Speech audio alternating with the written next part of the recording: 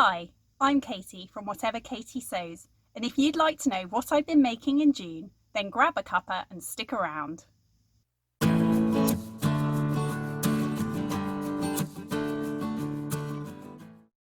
So I'll start off by saying that June wasn't my most productive month. My husband turned 40 this month, so a lot of time when normally I would spend sewing, I was getting ready for his birthday, making a cake, decorating the house, working out what presents to buy. So my sewing just took a little bit of a back seat really, but I do still have a few makes that I'm going to talk about here.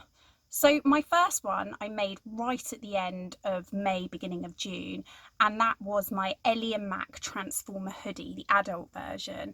And I have a whole video dedicated to both the kids and the adult pattern. So I'm not going to go too much into it here, although I will put up a picture. And suffice it to say, it has been super useful the whole of this month. It is a hoodie which can also turn into a bag, so if you actually watch that video you'll see all about it, and it's just been really good. The weather has been changeable, so if you want to go out and it's cold, you have the hoodie on and suddenly the sun comes out and you can take it off and put it into a bag. So as you'll know from the other video, the sizing did come up quite big. I haven't made another one yet, and I do intend to do it, and I'm going to size down. The kids sizing came up absolutely perfectly and they have been wearing their hoodies. They are asking me for another one, but as I said in the other video, they are quite time consuming, so that just hasn't happened yet, and I probably won't make another one until autumn now because I seem to be focusing more on summer makes. So if you follow me on Instagram, you'll know that I have made several versions of a copy I made of a Next blouse that I bought last autumn. Here is the original blouse, and it's a leopard print woven fabric blouse. And it might not seem anything super special, but it just fit really, really nicely. And rather than buy a pattern and try and make it fit, I used this blouse, made a copy, and I have subsequently made many versions of it. And again, you probably have seen these all on Instagram, but whilst I'm here in my wardrobe, I can show you a few. So I have made this one, and I've made this one, and I've made a short sleeve version as well. And so this might not be so interesting because obviously it's not a pattern that you can go out and buy, but certainly it's something that you could do yourself with one of your favourite tops. But this month I made two different versions of that same blouse. So the first one is actually the one that I'm wearing now, and if I stand up you can see that it follows pretty much the same as the other ones, but this one has a gathering top round the neck, and that's using elastic.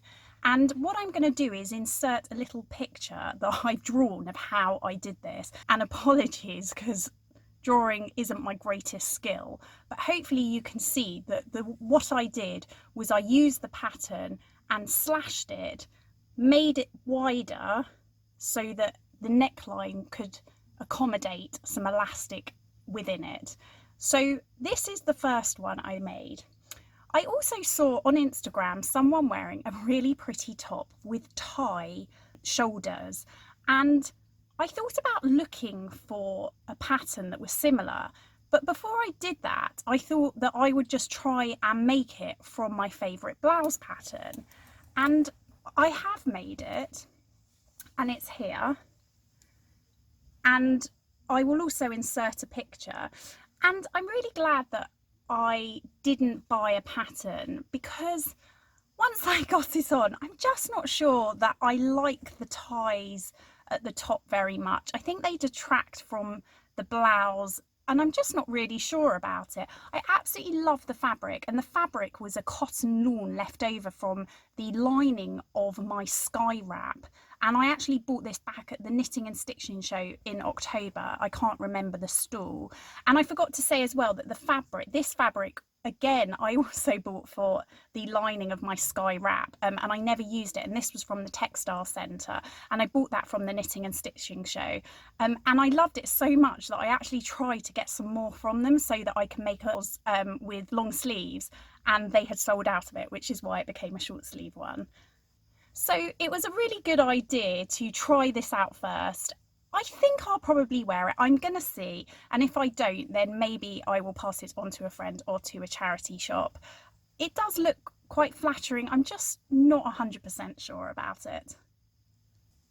My next make probably will need no introduction, and it is a Kielo wrap dress. And as you can see, I've made it in this black fabric with crowns and stars, and I bought that from Loubidou Fabrics right at the beginning of the year. And I said in my last makes that I had made the Kielo wrap dress already, and that I absolutely had to make another one pretty quickly, and that is exactly what I did. And I have worn it in this lovely weather in the UK, and it has just been so useful.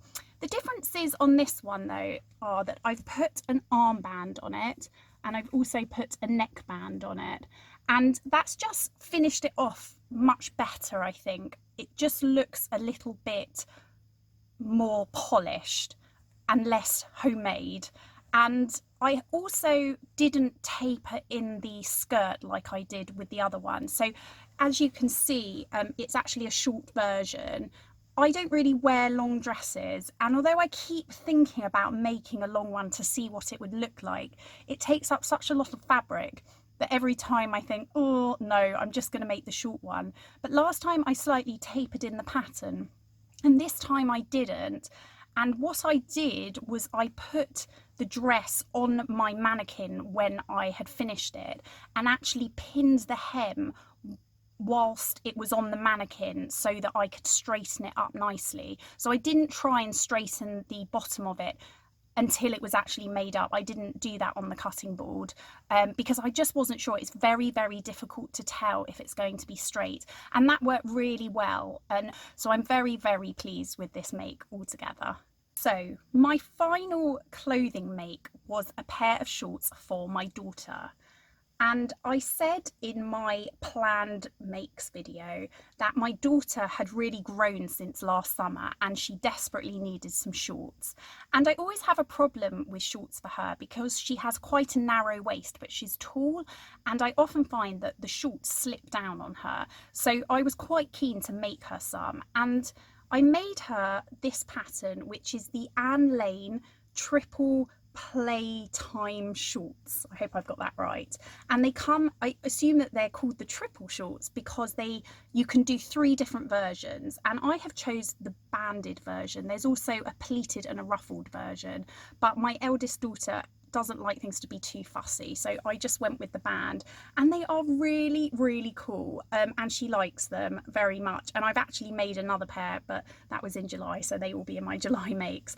I'm a bit annoyed at myself because I was very lazy and I couldn't be bothered to change the thread on my overlocker, so you can see that on the inside they've got black thread, which I should have put in white thread. And with my next pair I have made sure that I've matched the thread correctly because it's just really annoying, and as I said, I was just being lazy. So this pattern has been great. I made a straight size 7 for her. She is 7.5, and it's worked really well. They are quite short shorts, but it's so hot here that they've been absolutely perfect for her. And as I said, so good, and she really liked them that I've made her another pair already. So I'm really pleased with that pattern, and I am thinking about potentially doing a pattern review for that because it's a pattern company that I hadn't heard of before, and I'm not even sure, to be honest, that I'm saying the name right. But if you are keen to see that, then let me know. So my final make wasn't clothing, it was actually a bed, and I have been meaning to make this bed for at least 2 years, and it is a pull-out camp bed, and you can see it here.